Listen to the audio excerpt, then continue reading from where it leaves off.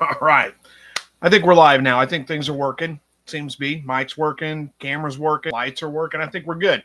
So let's get the disclaimers out of the way. We'll jump into it. This is a weekly live broadcast, pretty much every Thursday evening, 7 o'clock Central.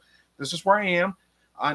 Sometimes I have to miss. Sometimes things come up. But, for the most part, every Thursday evening, 7 o'clock Central, this is where you can find me.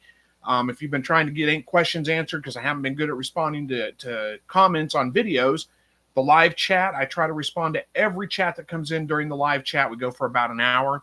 We'll talk about whatever you want to talk about. Doesn't matter to me. Just keep it family friendly. Be polite. Don't be hateful, rude. Don't start cussing anybody. We can have a difference of opinion. We can have a good debate. There's no reason to hate anybody over a difference of opinion or get hateful, start calling names or any of those kinds of things. So just keep it friendly. That's all I ask. Other than that, pretty much anything's open for discussion. So let's jump into it. We've got Rabbit Homesteading says, "Hey all, I hope I can jump on. I will for sure if I get a moment. Also, I wish I could see more of that shirt. My shirt. Yeah, it says you may be cool, but you'll never be Teddy Roosevelt riding a moose cool. I don't think this is the first time I've worn it in video, but maybe. Anyway, hopefully you can make it back on."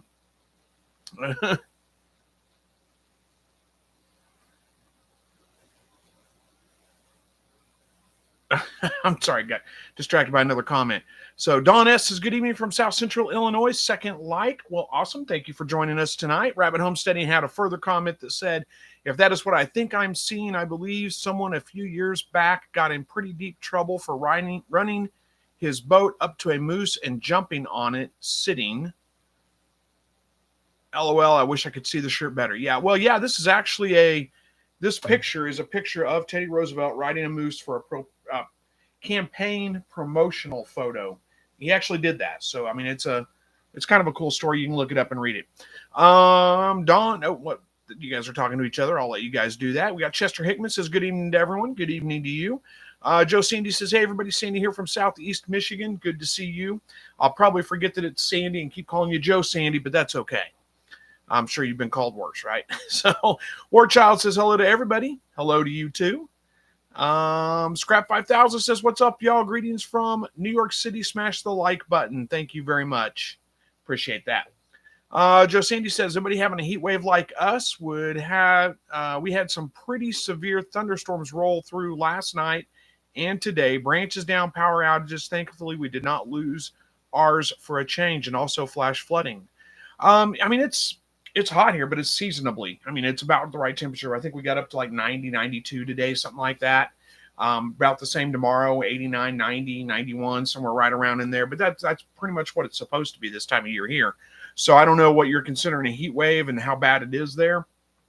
I did see, I mean, I know in some parts of the country, I was talking to somebody about this yesterday. It drives me crazy. They always try to make this climate change argument by saying, "Well, we got a massive heat wave." Well, yeah, it's higher temperature than normal somewhere, but it's lower temperatures than normal other places. A couple of years ago, it was higher temperatures than normal here, and then it was lower temperatures than normal here. So, I mean, it's just the weather, the way the weather goes. But anyway, yeah, we haven't had any major storms go through. Luckily, I'm glad to hear that you made it through okay and you didn't have any major issues. Ed Got Bates says, "Good evening, Chris. Hope everyone had a great day." Well, not bad. It was a decent day anyway. Buck Reynolds says, "Hello to everyone." Hello to you too. And Alicia from mid-Missouri. Well, good to see you. Another Show Me Stater here. Always good to have. Thanks for joining us. Where we at here? Don Skin from South Mississippi. Good to see you. Vernon wants to know how the weather's been. It's been okay. I mean, I kind of just went through that already. It's been warm, but seasonably warm. The rain has kind of let off. We had so much rain going up to about 2 weeks ago. I didn't have to water the garden at all, but now it's kind of shut down. We're starting to dry out a little bit and get to a point where we could actually use a little bit of rain, but it hasn't been too bad. It's been, spring, early summer, 90 degrees, 60% humidity, roughly. I think the humidity has been maybe a little higher than that on the humidity, but anyway, it's been warm. Jacob Wolf says, "Hello all. I hope everyone is enjoying the summer solstice. It's all shorter days from here, LOL." Yeah, I know. I was talking to my wife about that. It always does catch me by surprise. I'm always like, summer solstice already? And we're going to start getting shorter days already? But in all honesty, the days get shorter from here on out. but for at least for a little while, it's like minutes shorter every day. It's not drastically shorter every day. It'll pick up as we start getting closer to fall and get quicker and more of a shortening every day, if that makes sense. John says Vea is Miss Popular. Always. Verna's always here. And everybody loves Verna. Triple Moon Homestead says, it's horrible in Ohio. We're in the hundreds. The hundreds actual temperature? I thought you guys were... Let's see, though. I thought you guys... I mean, the heat... Yeah, our heat index is probably over 100, but not the actual temperature here. Yeah, that's... I mean, over 100, though. That's definitely hot. Joe Sandy says 95 plus, nothing unusual, but it's just uncomfortable. That's all. And high humidity. Yep, we deal with the same thing. I know exactly what you're talking about. Scrap 5000 says, I love storms. The trees they knock down here, free firewood.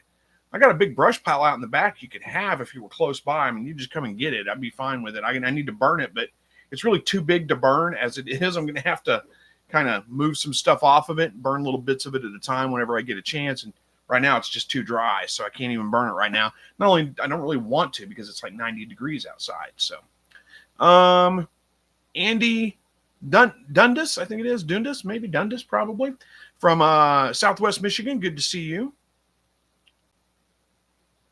And John says it's mango season here. I'm not really a big mango fan myself, but hey, hopefully you like them because if that's the season. Verna says heat index was 100 here in Southwest Ohio. Yeah, I don't know what our heat index today was. I think it was probably pretty close to 100, but let's see. Let's see if I can do a search for it.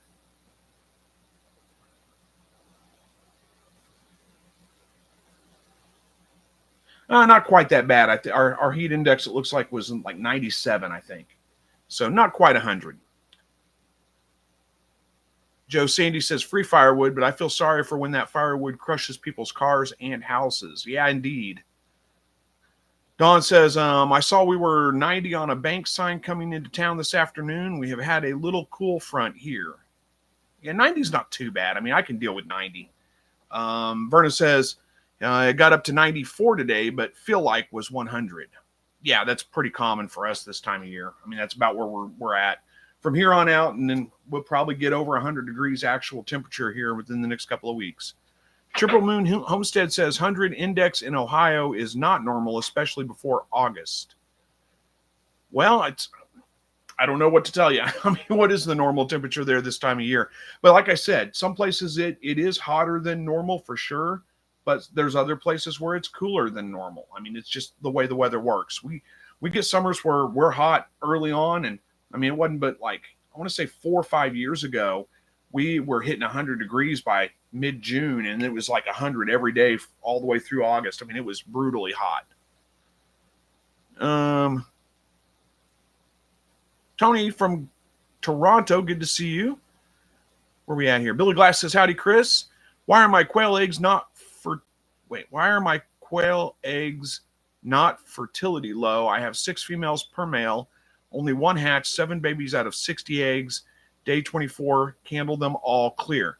That doesn't necessarily mean that your fertility is low.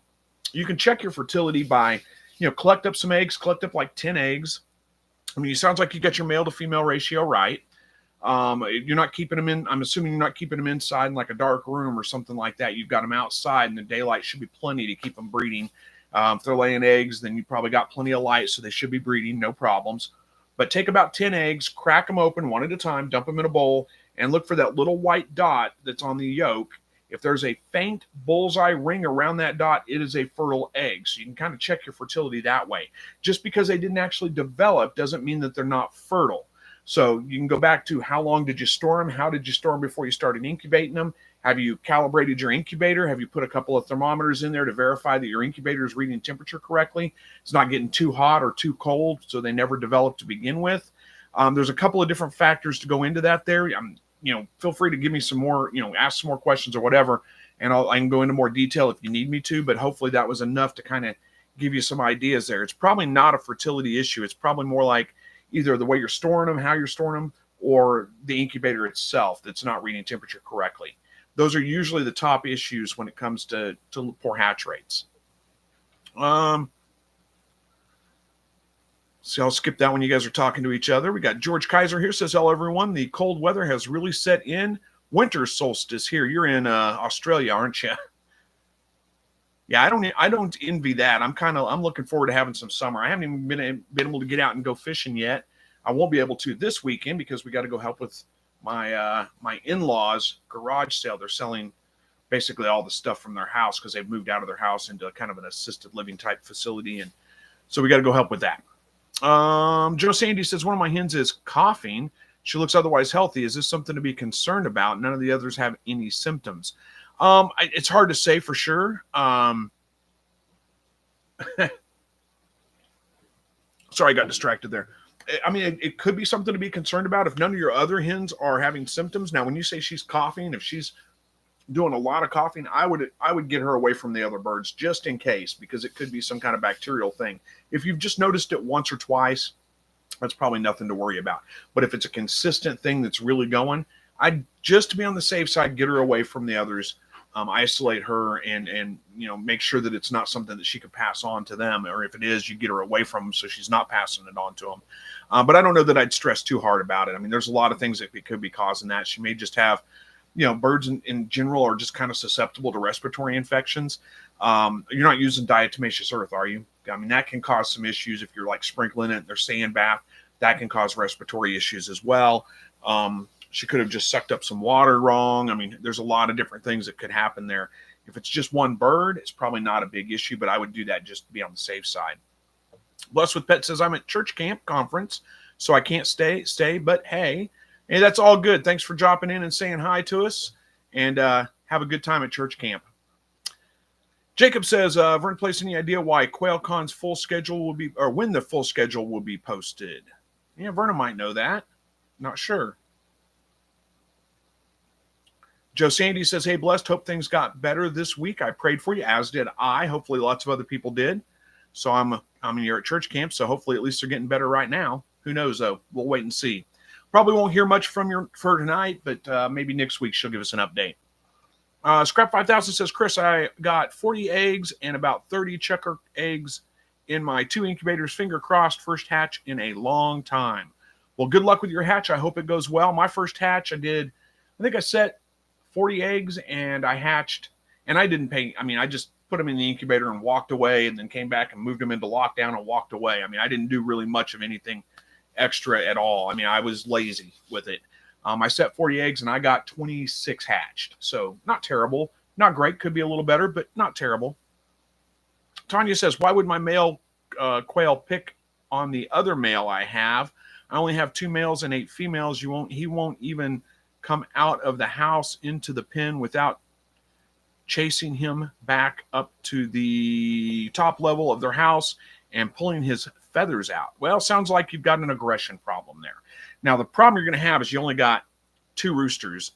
You said you have 2 males and 8 females. If it was me, what I would do, I would eat the aggressive rooster. I don't like to put up with aggression. I don't want it passed on. I believe that it can be genetic. So I would eat the aggressive rooster, or give them a little bit of time, see if they kind of work it out. Chances are, I mean, there's only 8 females in there, so he's probably, that's a little bit on the high end for one rooster, but it's not terribly high.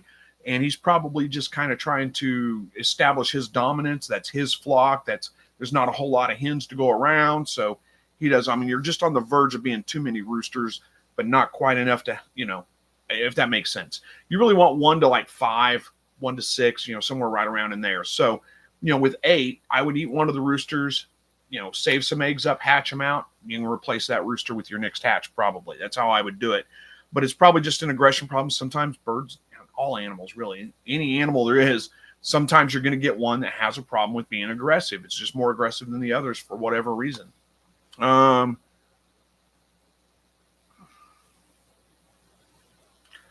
says to Billy Glass, mine were low when the weather was hot. As soon as it cooled down, the roost mated more. I've never actually had that issue, but mine are in constant shade. They never get direct sun on them, so that may have something to do with it. It's a good point you bring up.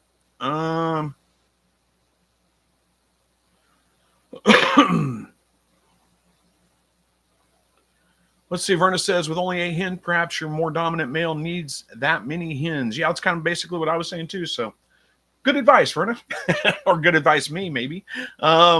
What kind of rabbits do you have? This is just Country Boy Outdoors. Right now, I've got silver fox.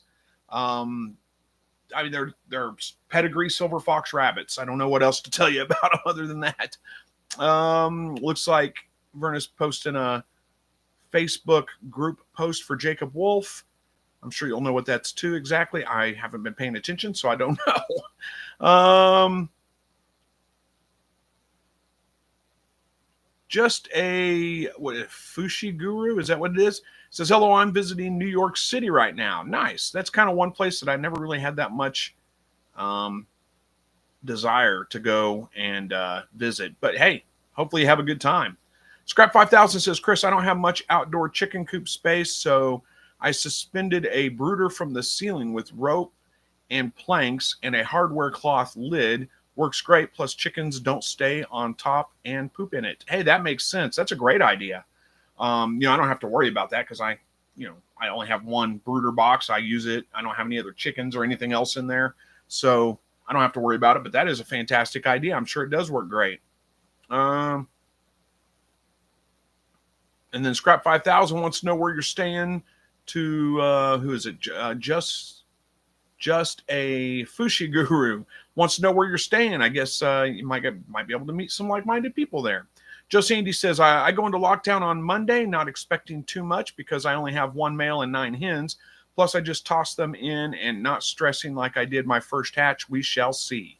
That's the way I do a lot of my hatches. I mean, if I really need to hatch out a bunch, I'll really kind of nerd out on it, so to speak. But most of the time, I'm just throw some eggs in there, let them go, see what I get. It's not that big a deal.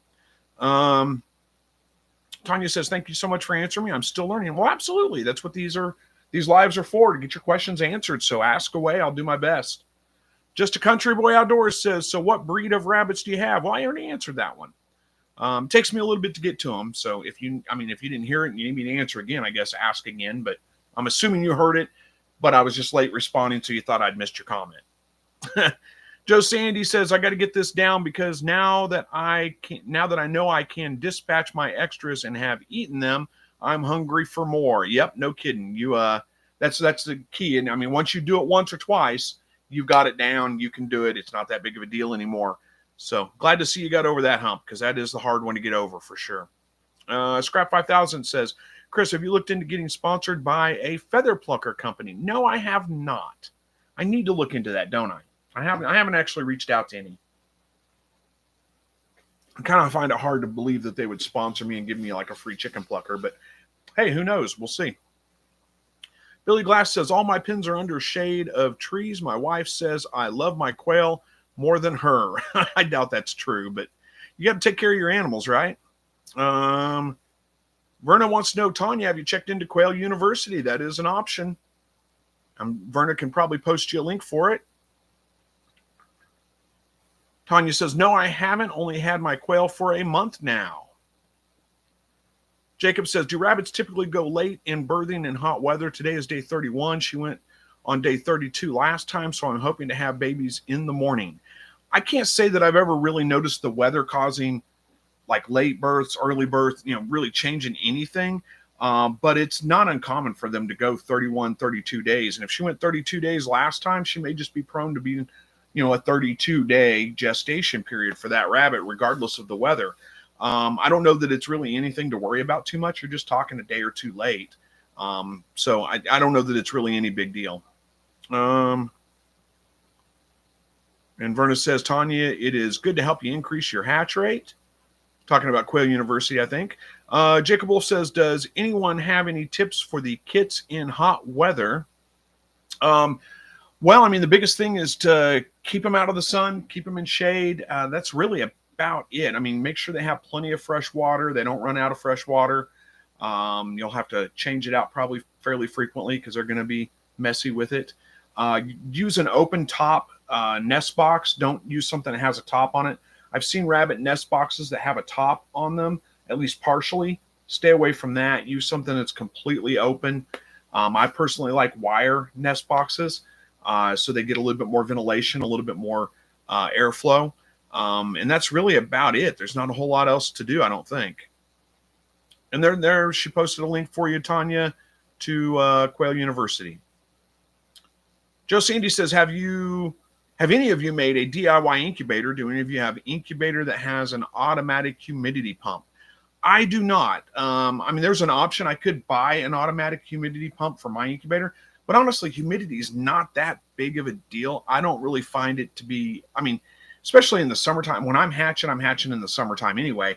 You know, we're at 60, 70% humidity anyway. So, I mean, it's not really, I dry hatch about half the time.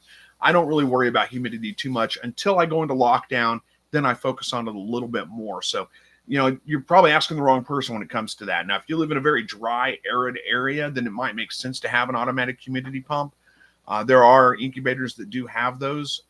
Like I said, the incubator I have, I could buy one and hook it up to it. I just don't see the need for it. Desert Homestead says, my wife has our first ever rabbit dinner in the crock pot. I want to thank all of you for your helpful videos and live chats. Nick's project is quail, and I feel confident because of you. Thank you. Well, that is awesome to hear. Hopefully it turns out great. I'm sure it will. And hopefully that's the first of very many to come. Feels good whenever you can provide your own food and you're eating is something that you provided yourself. Unlimited in Georgia says, thanks to you, 42 of 45 jumbo quail eggs hatched so far as of today. Going to leave the other 3 for a couple of days. That is fantastic hatch rate. Well done. I don't know what you did exactly, but whatever you did, it worked, and you did a great job. So you don't have to thank me because you did it. You did a great job. That's a really good hatch rate. The only thing I would say is don't expect that every time. That's really good hatch rate.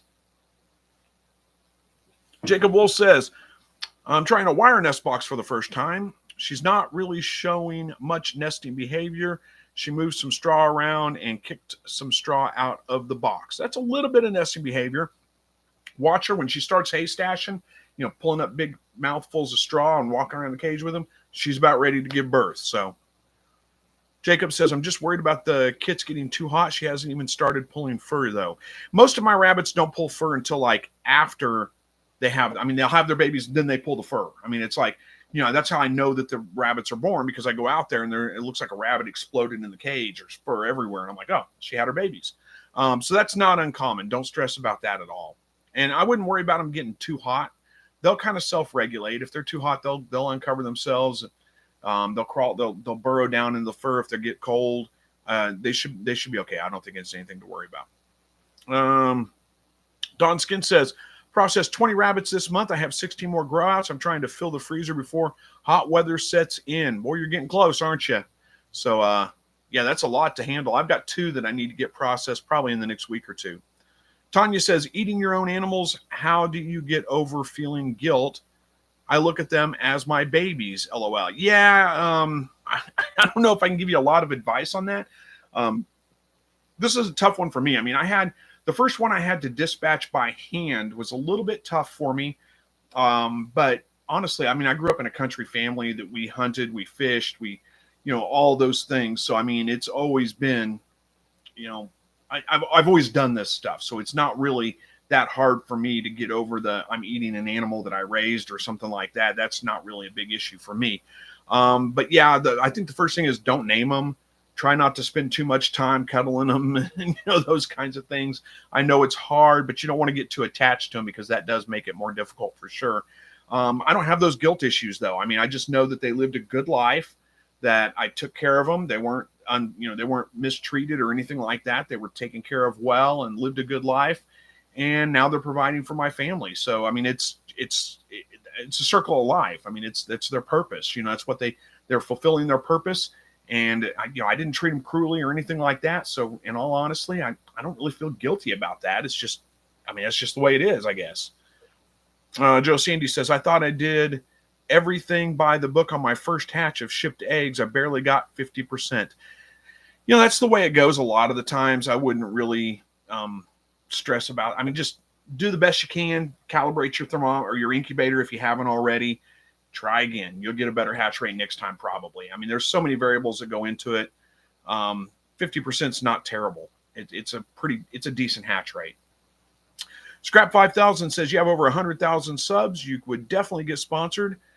Super Handy is the one I have. Gets awesome reviews. Only between 450 and 600 retail. Manufacturer cost is probably 200. They will sponsor. Well, I'll check into them. Let me Super Handy. Let me look that up so I can remember to do that. Super Handy Plucker. Let's see. There we go. Super Handy US Chicken Pluckers.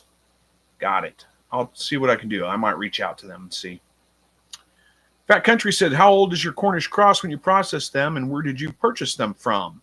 Let's see. Where did I purchase? Oh, I purchased them through, is it Hoover Hatchery? It was through Tractor Supply. And it was a package deal where I got 40 of them. It was actually, I bought 40. I don't need 40. 40 was a little much. We did end up having a couple. They did okay. And for the most part, they weren't, I mean, it wasn't too overly crowded, but we did end up with like 4 or 5 that had previously broken wings or something like that. You could see the wounded that was starting to get turned green right around that area. And you cut that away and the meat's still fine, but that's not something I normally see when I process birds. And it's really because I had 40 in a small tractor like that. It wasn't as bad as I thought it was going to be. I thought it was going to be way worse, but it actually worked out pretty well. Anyhow, that's not your question. Hoover Hatchery, I think is where I bought them from. The reason I got 40 is because it was through Tractor Supply, and they had a deal going on, a 40 pack that made it cheaper than buying 30. So, it was literally cheaper than buying 30. It was like $15 cheaper. If I bought 30, it was going to cost me $15 more. So I just bought 40, figured we'd lose some. We didn't lose a single bird. So that worked out pretty well. They were right at probably 8.5, maybe 9 weeks old. And that's it. I guess that's their whole question. Let me know if there's something else on them. Verna says, Tanya, at least you know they had a good life up to the end, and you know what is in that meat. Yeah, I agree totally. Jacob Wolf says, yeah, last time she pulled fur about 24 to 36 hours before birth. Yeah, if she was a first-time mom, that may have something to do with it. Don't be surprised if she doesn't pull any fur until she has the babies. Joe Sandy says, Tanya, it's hard to deal with, but remember, somebody dispatches all food animals. It's nice to know that they were loved and cared for right to the end. I agree. And Jacob Wolf says, for the rabbits, the breeders are also your pets, or our pets. We name them, and those are the ones we allow ourselves to get attached to. It's easier for us to put our love into those and let go of the kits. I do the same thing. I don't eat my breeders. When it's time to retire them, I look for a home for them, try to find somebody. That doesn't feel right to me. So yeah, my breeders are named. The rest of mine, they don't get named. I don't handle them a whole lot. It does help a little bit too whenever you go to grab that rabbit out of the cage. It's time to process, and he kicks like crazy and scratches you, and it kind of gets you a little bit angry. Makes it a little bit easier, but it's not necessarily the thing, or that's not necessarily going to work for everybody probably. So anyway, Scrap 5000 says to Tanya, say a prayer of thanks before you dispatch. That helps a lot for sure. And Alicia says to Tanya, I feel this hardcore. Yeah, it's it's a difference of how you grew up, I guess. Like I said, I grew up in a country family, so I'm used to. We processed chickens on my grandma's farm when I was a kid. It's a pretty common thing for me. It's not really anything that's hard for me to overcome because I just grew up eating stuff that we had produced and animals that we had hunted or we had fished or my grandmother had, raised, and, those kinds of things. So, it's pretty normal for me. It's really not a big deal. But if you come from like a city or something like that, and this is your first time ever processing an animal, then yeah, it's going to be a tricky thing. And just know that it will get easier over time. You never want it to get super easy because you can get worried, man, there's something wrong with you. You might be a serial killer or something, but it will get easier over time. I tell you, the only time I really feel guilty is if I end up wasting the animal. Then I feel bad because it's, there's no sense. Raise it up, process it, and then, it gets buried in the back of the freezer. And that doesn't happen very often, but it has happened before. Don't find it for a couple of years, and you're like, oh, that's no good now. And that makes me feel guilty. But other than that, I don't really have too many guilt issues. Vernon says, Tanya, the first time I processed 6 quail, I cried the whole time. Well, I can't say I did cry, but yeah, The first time I ever had to process an animal, like dispatch it with my bare hands, like not really my bare hands, but you know what I'm saying. It wasn't shooting the animal from a distance or something. Although I guess we did process chickens when I was a kid, but I wasn't the one actually doing the dispatching, so that's a little different. But the first time I ever had to do that, up close and personal like that, it was a little tricky. I mean, it was a little bit. I was kind of iffy. I was kind of I don't know exactly how to do this, but like I said, once you've done it once, you kind of get over it, and it's okay. Joe Sandy says, although normal, I don't think it should ever be easy. No, you're right. It should never be super easy. I agree.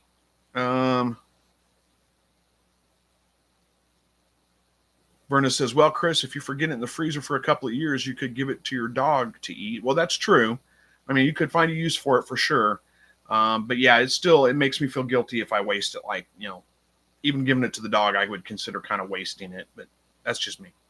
Scrap 5000 says, I think I've gotten soft. There's 4 male rabbits that I've been putting off harvesting for about 2 months. This is a new emotion for me. I'm usually stone cold. Yeah. Well, I mean, that's, you're getting older, I guess, and we soften up as we get older. It's supposed to be the other way around, isn't it? So, kind of soft and, big heart when you're young, and then you get wise when you get older. But, anyway. Buck Reynolds says, yeah, we used to wring their neck at my mom and is it grandpa? I think that's what it says. It's typo, but yeah. Like I said, I wasn't the one doing the dispatching, but I saw plenty of it going on when I was a kid. And, I've shot plenty of animals, from squirrels to rabbits to deer and we eat them all, So, I mean, it's not an uncommon thing for me to harvest an animal and then eat it. That's a pretty common thing. It was just the up close and personal dispatching that was a little bit new to me when I first started. So I was able to get over that pretty quick, I think, because I do have that background where, I'm used to eating game, wild animals or animals that I've dispatched and processed myself, just not in the same way. And I don't feel any different about, the deer that's out there. When I shoot a deer, it's not super easy to, hang on. Oh boy. We got, hang on just one second.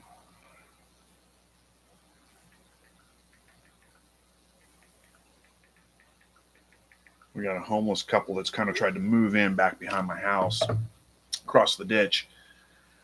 I haven't ever seen them, but I can hear them because they'll sit out there and just scream and yell at each other. I had to call the police the other day because it was 5:30 in the morning, and I was sitting on the couch. I get up about 5, sit on the couch, watch the news, drink a soda, wake up. About 5:45 to 6, somewhere around in there, I go out, feed all the animals. Right now, about 5:45 because the sun's come up by then, and it's light out, and I don't have to use a flashlight. So I go out, I feed all the animals, I come in, and I get in the shower. Well, it was 5:15, 5:20, maybe roughly like that. And I'm sitting in the house with the TV on. It's pretty low, but still the TV's on. The doors, windows closed, the air conditioner's going, and I could hear them and they're across my back lot. There, you cross that, there's a big group of trees right across the, probably 15, 20 yards from the end of my property over there. But still, that's 100 yards from the house. And I could hear them yelling at each other and cussing and screaming. It's a man and a woman. I have never seen them, but I could hear them. It's not the first time they've done that. They've done it many, many times. And I've kind of put up with it because, as a Christian, I want to have compassion and, try not to, they haven't caused any problems really. I haven't come over to my property. They haven't done anything like that. But still, they're out there cussing and screaming at each other. We got kids in the neighborhood. They don't need to hear that stuff. And, finally I called the police the other morning because it was 5:30 in the morning. They're out there just screaming and yelling and cussing and whatever. So I had to call the police.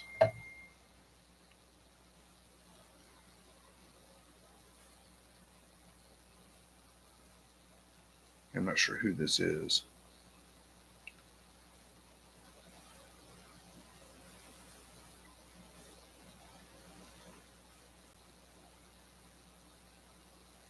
Sorry. One of my neighbors, I'm not sure which one, is texting me saying there's somebody behind the house. Hang on one second. I'm sorry.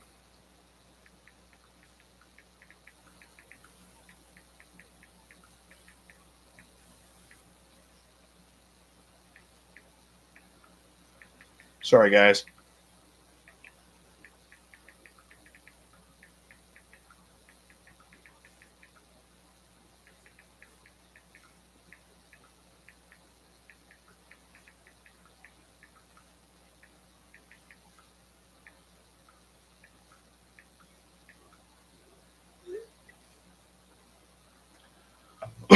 All right. Anyhow, so that's the issue I'm having right now. It's all right. Just a country boy outdoors says I've had a problem with people like that too. We've got a big problem with homeless in Joplin, and I say a problem with homeless. I mean, we've just got a ton of them, and the problem is they're not. I mean, they're getting bussed in here from other places because they feel like we have resources to handle them. And there are resources out there for them, but it's just they're everywhere, and most of the time they're perfectly fine. They're nice people. I feel bad for them. I don't know their situation, what's causing it. But it's probably my neighbor across the street.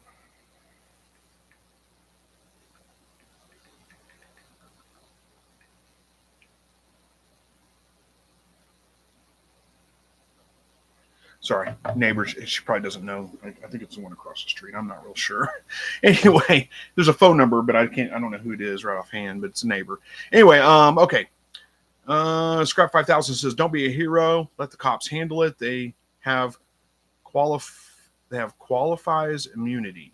Oh yeah, yeah. Well, that's the thing. My wife. It was several weeks ago. It was 8:30, 9 o'clock at night. They're out there cussing at each other, screaming and yelling, and she says, "Do you want to go over there and talk to him?" I said, "No, I don't want to go over there and talk to him because if that guy jumps on me or something, I'm going to end up shooting him, and I don't want to shoot anybody." So I didn't do it. I just called the police the other day and let them handle it, but.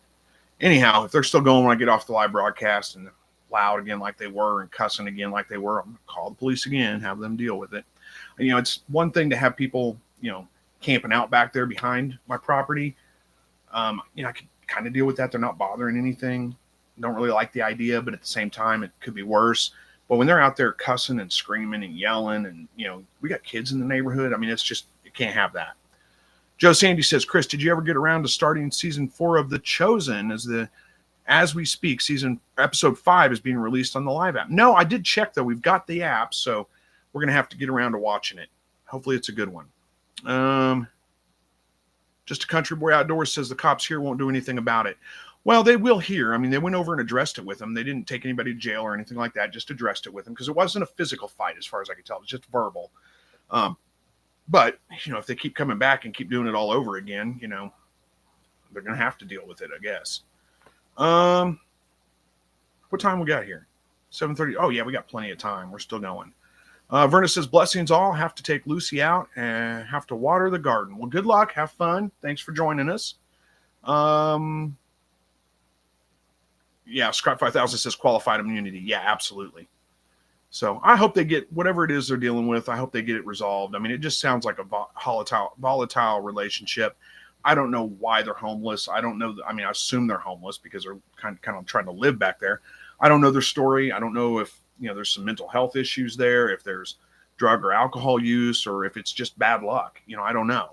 I wish I knew the answer to all that stuff because, like I said, I am a Christian. I do want to have compassion. I do want to help the poor. I do want to help those people, but there's only so much you can do.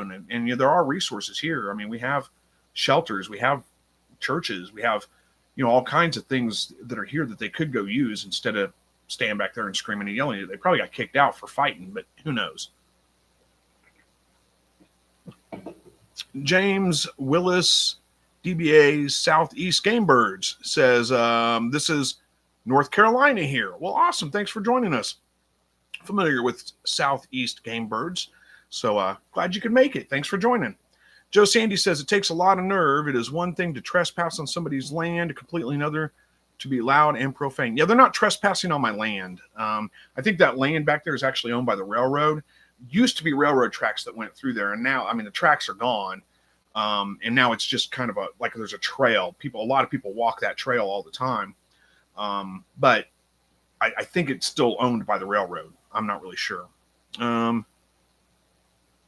Joe Sandy says, "It's hard to know the right thing to do." Oh, wait. "It's hard to know the right thing to do sometimes when you're a Christian." Yeah, well, sometimes it is. Yeah, for sure. And I would go back and offer them assistance or something like that. But at the same time, they're, like I said, there's nothing, I can't really do anything. I don't have extra money to just throw at them for no reason. And I don't have anything that I can offer them to help. I guess I could give them a couple of rabbits that I haven't processed and need to, but that would be not good. And like I said, they haven't bothered anything. They haven't come over on my property. They haven't, messed with anything of mine as far as I know.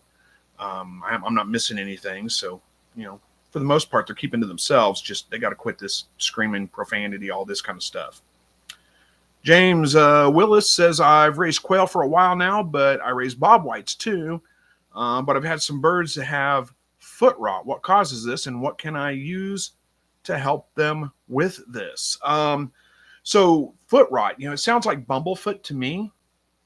Usually, Joe Sandy says, I thought it was your land. I misunderstood. No, it's, there's a ditch that runs across the back of my property, my back lots. And right across from that ditch is where the tree is. It's probably 15, 20 yards on the other side of my property line. You all right there, Max? I came in all excited. Okay, so back to your foot problem. So it sounds like bumblefoot to me, probably. So what that's usually caused by is if they get like an abrasion. I use a hardware cloth floor. I don't really have any issues with it, but I've heard lots of other people complain about hardware cloth causing like scratches in their feet, and then they get something in there and it causes an infection. It's basically a staph infection. So the best way to treat that, it's usually going to be on the bottom of their foot, would be my guess. And if you can catch it, you're going to have to, basically cut it open and get whatever's in there out. I mean, just it's like an abscess. You're going to have to lance it basically and get whatever's in there, grain of sand, whatever, dirt, whatever it is, get it out. And then you can do like an Epsom salt bath soak to soften it up, make it a little bit easier. Then use like an antibiotic ointment on that. Don't use one with pain reliever in it. Just a regular antibiotic ointment, no pain reliever, and keep it clean, and that should heal up. Scrap 5000 says, Chris, have you looked into the red heifers to start the new temple? No, I have not. Let me do that. Look up too. Red heifers to start the new temple. Let me do a search for that. Get it pulled up so I can see it. Red heifer sacrifice coming through. I'll check a look. Let's see. James says it will rot their feet off. Yeah, well, I mean, if they get an infection and it's untreated, yeah, it's going to turn bad. I don't know if that's if that's not it. It will go up their leg and rot their toes off. That's unusual for sure. I mean, sounds like some kind of infection, though. I mean, that's exactly what happens when they get an infection that's untreated. So that very well could be it. Joe Sandy says, still the profanity would bug me too, and loudness, especially early in the morning. Yeah, I mean, it's 5 o'clock in the morning, they don't need to be out there screaming and yelling at each other. And they do it sometimes 9 o'clock at night. It was really bad when we had they haven't been around for a little while, but it was really bad before we turned the air conditioner on because we had the windows open and, you could hear them real well then. Yeah, I'm not sure, James. It will rot their leg, go up their leg and rot their toes off. I mean, that's the only thing that comes to mind is bumblefoot. You might check, your birds and see if they've got issues with their feet. Other than that, I mean, are you sure they're not getting, I don't know, spider bites or something? I mean, that sounds unusual though. I can't imagine it would be that. If it was one bird, maybe, but multiple birds, that doesn't sound right at all. I don't know of anything else that would cause that. So maybe somebody else has got some advice here that can help us out. Michelle says, I have my first 2 silver fox does expecting their first litters in about 10 days. I've been watching many of your videos so I can be ready for whatever happens. Well, good luck. Hopefully you have some good kindling. I'm sure they're going to do just fine, but that is exciting for sure the first time. Scrap 5000 says, supposedly the attack in October was due to that, but the mainstream media won't tell us, of course. So you think the attack in October was because they were trying to rebuild the temple? Is that what you're saying? I'm not sure. I don't know. I mean, I'd have to look into that. I'm not real sure that I buy that. I did hear some news, though. This is news. This is actual factual news, is that they did have at least kind of I say it's factual news. It looks like factual news anyway. We need to wait and see all the details of it, but it's being reported now that Israel did have some kind of heads up that this was going to happen. Like they had uncovered something about a plan for Hamas, like how they detailed how they were going to come in and attack and they were going to take hostages and all this kind of stuff. They didn't act on it. I don't think they knew the specifics of when it was going to happen, but they hadn't acted on it, and I'm not even sure what they could do to act on it. But either way, they knew something was coming. and kind of like, it'd be like our 9/11, like somebody knew it was going to happen and didn't do anything about it, or didn't know what to do and it happened, that kind of thing. But I'm not sure. I mean, that sounds a little conspiracy theorish, but maybe. I'm not saying it's wrong. Just because it's a conspiracy theory doesn't mean it's not right. Alicia says, you're right. I grew up in the city. My family didn't hunt, so it took some time getting used to that. The hubby did that. When we got into quail journey, I told him, Colleen, that's all you. Yeah, you may have to get over it at some point, and just do it. I mean, it's tough, but once you do it a couple of times, you'll get it down. You'll overcome that hump. I mean, I think we should be more connected to our food, where our food comes from and what it is. Not that you're not, but that helps. Anyway, Scrap 5000 says the new temple is supposed to be built on a sacred mosque site. Yeah, well, I know that there's going to be issues with that too, but the whole new temple thing. I mean, they're I know why they're doing it. I mean, I get that, but from a Christian perspective, that we already have. There's no need for a temple. We don't need a temple anymore. We have direct access to God through Christ. So, anyway, Joe Sandy says, "Is there a way to show you a photo of my quail hutch that I built based on your design? I'm pretty tickled with it, and I get a lot of compliments. I tell everybody about you." Well, awesome. Yeah, you can't share it in here. You can send me an email. I do check my email fairly periodically. It's supposed to auto forward to me, but now that I'm looking at it, I need to go see. I'll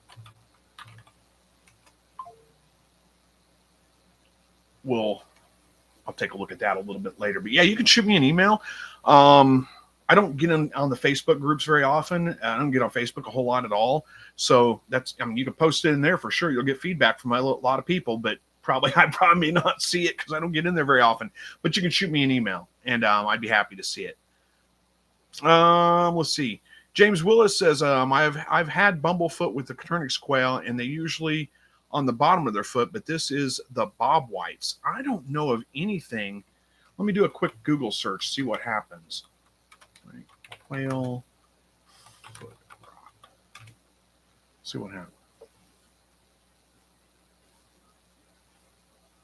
There's a backyard chickens post for quail feet rotting away. Let's see what they say.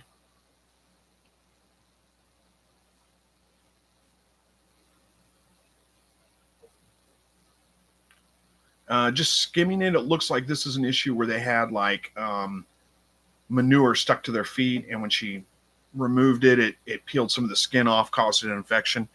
So I don't know that really applies. I'm not familiar with any kind of disease or anything that would cause that. Let me see if there's another quick. Let's see.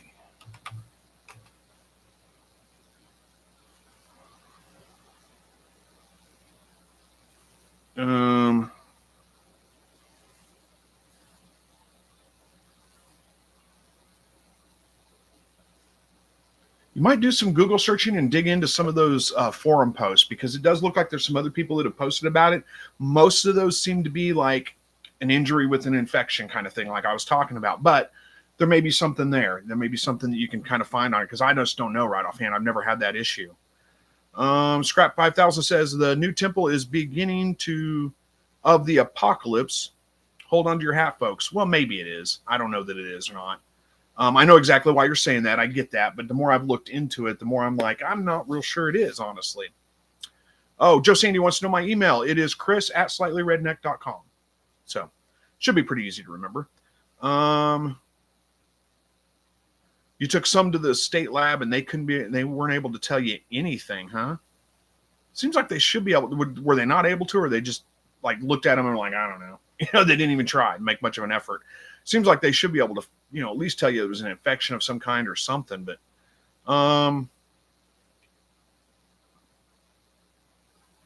Rabbit Homesteading says, hey, all made it, although super late. Hey, it's all right. It's always okay to be late. We don't keep attendance here. You know that. So yeah, back to anybody got any ideas on this foot rot issue that James is facing? Don't know. I don't have any other idea. I mean, to me, I don't know what else it could be, but some kind of injury and infection setting in. But I don't know. I mean, I'm not knowing your setup for sure. Not knowing any of those kinds of things, it's hard for me to say for sure. And oh, here it is. Here's the shirt. I forgot you said that. I did mention that at the beginning. I showed it off and read it. It says, "You may be cool, but you will never be Teddy Roosevelt riding a moose cool." This was a picture that he used as it was like a what do you call that? His campaign photo, a campaign promotional photo that he took riding on a moose.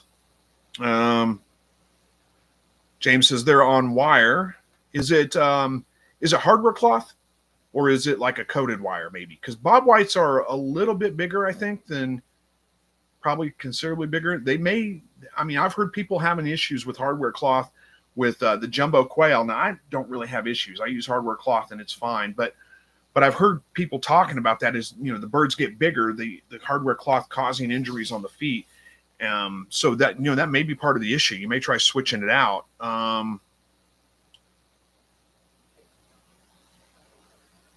Sorry, coated wire. Okay, well, it's not that then probably. Rabbit Homesteading said Teddy did so many good things. Yeah, he was something else. If you look into read about him getting shot and then giving a 90-minute speech afterwards.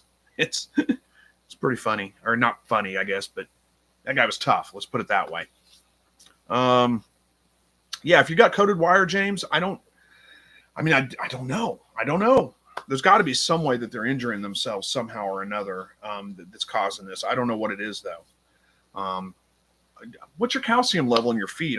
Could it be? Probably not. You'd probably notice other things if they were like. Joe Sandy says, to me, it sounds like some kind of flesh-eating bacteria. Well, yeah, but how's it? Flesh-eating bacteria has to enter into a wound or something to cause that. I wouldn't, as far as I know, that's like MRSA basically is what you're talking about. But you don't just, maybe, I don't know. It could be that, I guess. I was going to say maybe they're, they don't have enough calcium, they're breaking bones, but you would notice that if they broke a bone, you would think you would notice that. Rabbit Homesteading says, oh yeah, that too, amazing guy. James says, anyways, just wanted to ask. It just bugs me. Well, hey, yeah, I wish I could help you out more. I just don't know. I'm sorry. Sometimes I don't know everything. I do my best to answer the questions I can, but that one's got me stumped. Joe Sandy says, right, but even a small entry is a portal. Well, that's true. But I didn't find anything like when I searched it, it's nothing that really jumped out. Like there's a couple of things that they're talking about foot rot, but it looks like they're all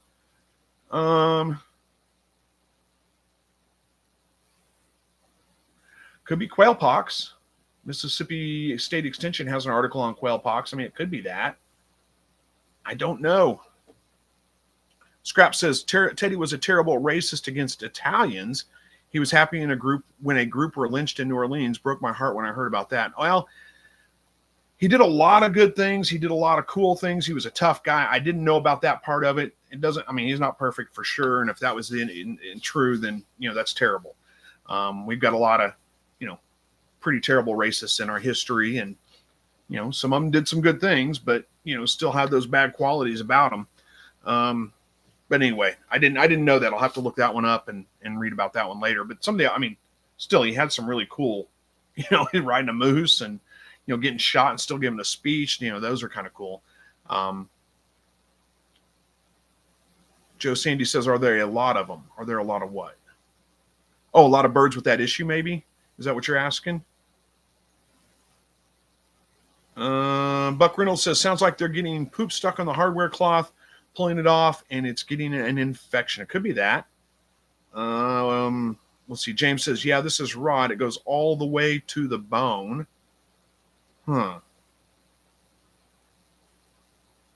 Scrap 5000 says, I've got a book signed by Teddy's son, Kermit. Interesting.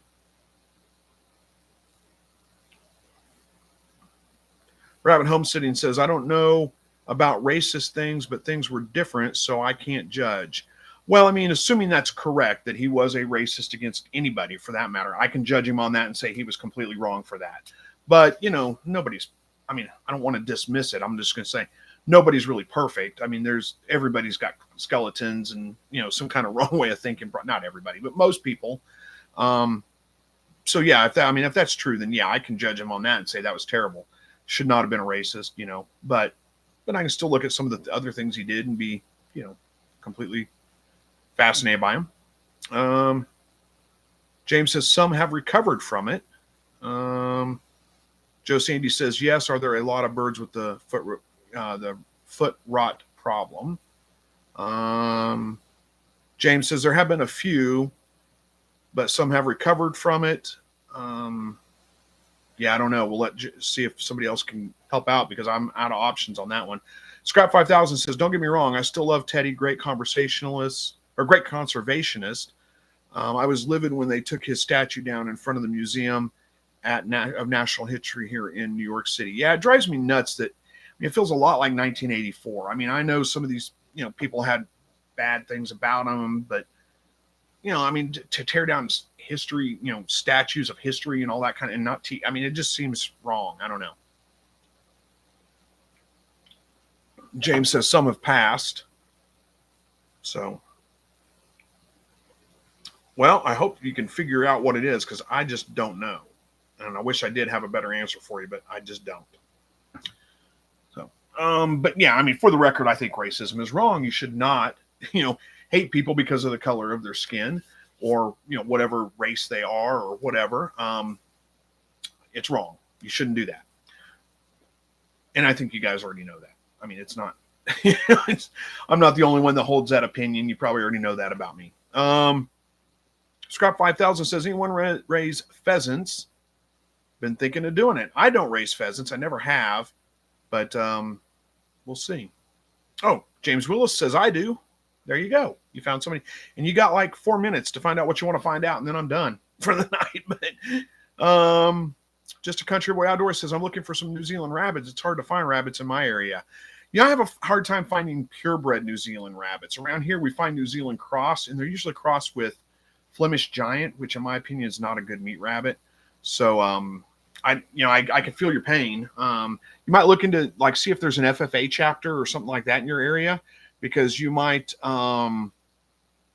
able to find an FFA chapter that's doing New Zealand whites for the fair or something like that, and then once the fair is over, they're done with them, so you can probably get them from them. But at least they may have some contacts for you to be able to find some. Scrap 5000 says, James, can I house them together with chuckers? I don't know. I don't even know how to, is that chuckers, chuckar? I don't know how to pronounce that exactly. Joe Sandy says, my grandparents used to raise pheasants. I remember golden and, is it Amherst? And ringnecks. Interesting. I've never known anybody really that raised pheasant. I don't know. Are they, how much do they lay? Do they lay very frequently? It seems like I heard something about pheasants only laying like once or twice a year or something.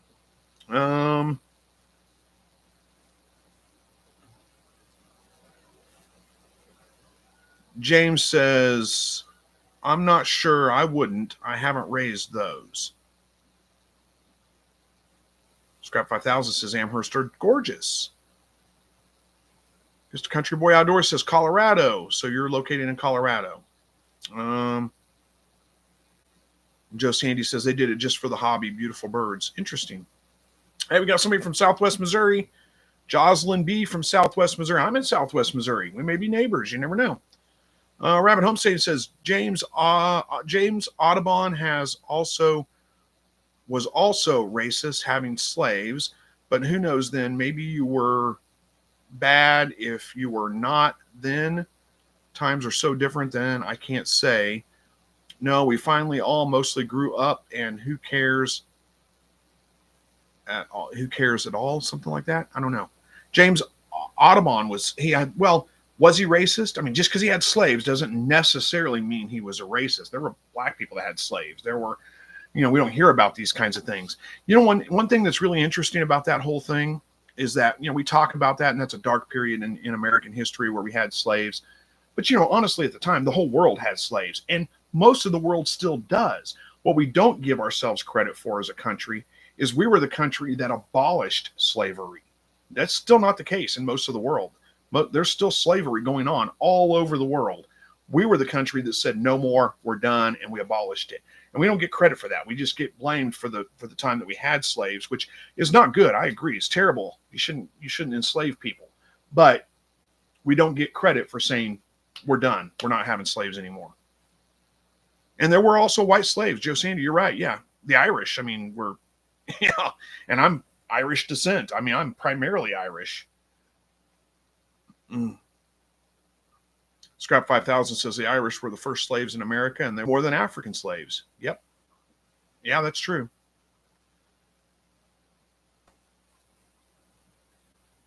Andy says, just curious, Chris, how many quail do you raise in a year? Oh my goodness, I don't know. I don't keep track of them. Not a ton, honestly. We do, a handful of hatches a year, probably. Sorry, I got to scratch my ankle. There we go. With probably, a couple hundred maybe. I don't know. Well, probably a little more than that. Probably 300 or 400. I don't know. I don't keep track. I don't count them. So it's hard for me to say. Just a country boy outdoors says, I ain't from Colorado. I was born and raised in Arkansas. Arkansas is a good place to be from. I like Arkansas. Joe Sandy says, I could eat a quail every day. I have no idea how I could hatch that many. Yeah, I know what you mean. James Willis says, thanks for your help. If you come across anything that might help, let me know. I will, if I do. Fat Country says, are you hatching your own eggs? Yeah, primarily hatch my own eggs. Occasionally I get some from somewhere else, but most of the time it's my own eggs. We got to wrap it up, guys. It's a little bit past 8. I got to go see if people are still out there yelling and screaming and cussing at each other, and go spend some time with my wife before it's time for bed. So thanks for joining me tonight, guys. Hopefully we will see you guys all again next week. At this point, it looks like I'll be free. I'll be able to make it, but we'll see. Should be able to. And as always, God bless. See you next week.